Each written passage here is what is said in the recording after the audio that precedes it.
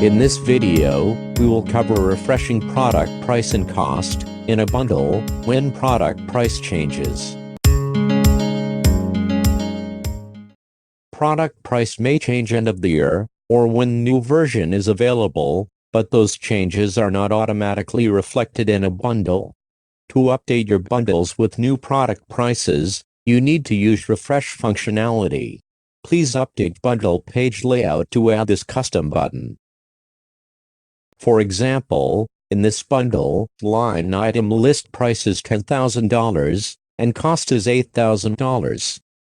Now, let's update the list price and cost for product which is being referenced by this line item.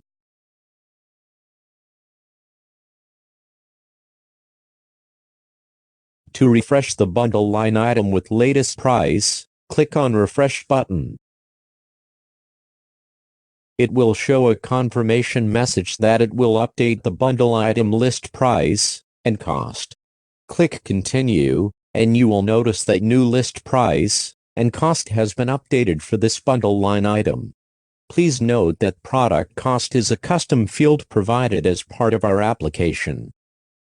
If this product is added as opportunity product, quote, order, or order line items, its list price will be updated as per the new pricing automatically, which is a standard Salesforce functionality.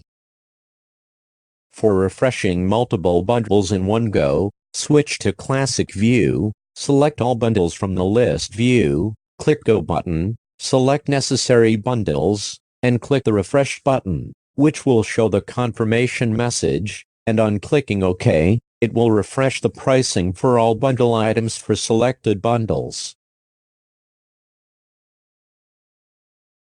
We offer free 15 days full feature trial. Visit our website for detailed documentation, pricing, or contact our support for any queries.